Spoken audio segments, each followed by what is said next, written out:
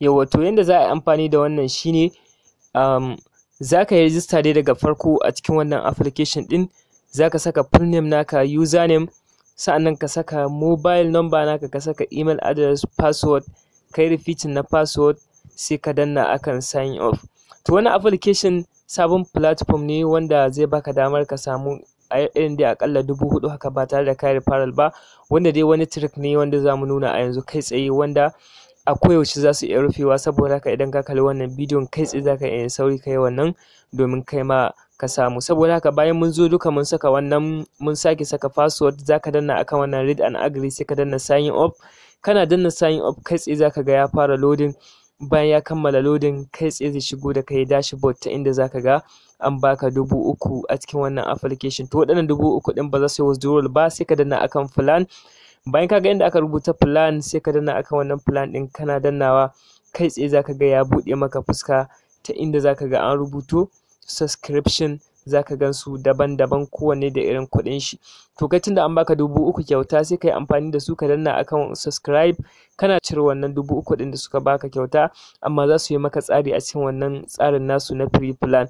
To abin da za ka yi shine sai ka danna akan mine. Bayan ka danna akan subscribe ɗin za su nuno maka successful, to sai ka danna akan mine. Kana dannawa akan mine kai tsaye za ka ga ya buɗe maka fuska, ta inda za a nuna za ka riƙa samun 250 a kowace rana cikin wannan application. To saboda haka sai ka danna akan mine. Kana dannawa akan mine kai tsaye za ka ga sun rubuto maka cewa successfully. Bayan ya kammala loading cewa an aza maka wannan 250 a cikin wannan account naka na wannan application. To abin da za ka yi kenan, bayan ka kammala wannan misali, idan ka duba gashi sun ci sun ɗora waɗannan kuɗaɗen. To idan muka danna akan home muka dawo, za ka ga cewa sun cire wannan 3,000 ɗin, 250 ne suka rage.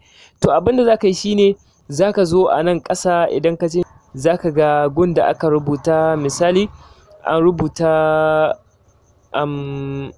yawwa share my referral link. To abin da za ka yi sai ka danna wannan share my referral link kai tsaye, sai ka tura zuwa Facebook ko dai wani WhatsApp haka. To in ka tura a can cikin Facebook ɗin misali zai kawo maka fuska kamar haka, sai ka danna akan open. To in ka danna akan open kai tsaye zai kai ka zuwa cikin Facebook, WhatsApp I mean, ta inda za ka yi sharing na link naka. To dukan wanda ya register za su baka 150. To hanyar da za ka bi domin samun waɗannan kuɗaɗen ba tare da ka yi referral ba shine bayan ka tura wannan link ɗin, kamar yanzu misali na tura nawa a cikin WhatsApp.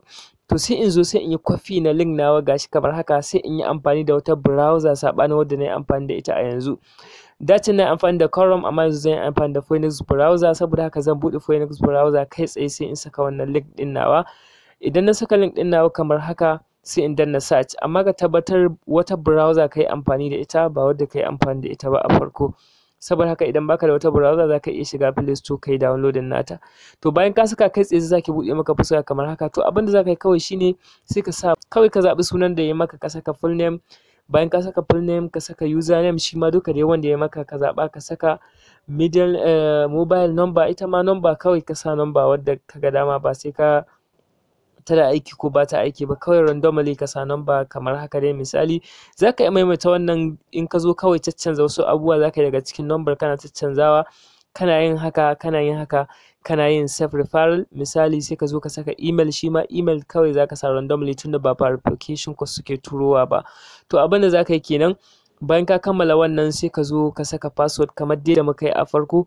To za ka zo ka kammala saka password. Bayan ka saka password ɗin, ka sake saka password, sai ka danna akan wannan read and accept. Kana danna sai ka sake dannawa akan sign up, wanda kai tsaye bayan ka sake dannawa akan sign up za ka ga yanzu kai tsaye an sake maka register da wannan, ko in ce ka buɗe sabon account. To yanzu idan ka buɗe wannan sabon account ɗin, tunda ka riga ka yi amfani da link naka, to kai tsaye kuɗinka na can wancan ainihin account naka suna ƙaruwa. To da zarar sun kai irin 4,000 haka za ka iya yin withdrawal ɗinsu, kuma kai tsaye za su shigo a cikin account naka. Hanyar da za ka yi amfani da ita kenan. Saboda haka sai ka sake zuwa ka sake dannawa akan subscribe kamar yadda muka nuna a can farko. Sai ka sake mining, saboda kada su gane irin fake referral ne ko sub referral. To sai ka sake yin mining, sai su ga kamar wanda ya yi wannan active ne. To haka za ka riƙa yi kenan, kana yin wannan mining ɗin kamar yadda gani akan wannan bidiyon. To yanzu in ka duba dai kai tsaye sai ka danna wannan mining din, in ka koma akan home za ka ga cewa kai tsaye nan ma sun baka 250. To wannan ba shine dai mining purpose ba, wancan referral kuɗin da za su baka. Saboda haka yanzu kai tsaye da zan koma a cikin ainihin mining account nawa, in na shiga na danna shi za ka ga cewa kai tsaye ta hanyar yin wannan kuɗin da na samu akalla gashi idan na yi refresh. In na refresh za ka ga cewa kai tsaye yanzu kuɗin da na samu ma akalla sun kai kusan ina jin kimanin 2000 da wani abu. In ka duba yanzu kai tsaye za ka ga cewa gashi nan muna da ina da 2200, wanda da zaran sun kai 4000 zan iya withdrawal a gobe. Saboda haka kai ma hanyar da za ka bi kenan kai wannan. Abin da za ka yi kenan kawai, in kana so ka register ka danna a description na wannan bidiyon sai ka danna wannan link kai tsaye sai ka je ka register domin ka fara yi kai ma.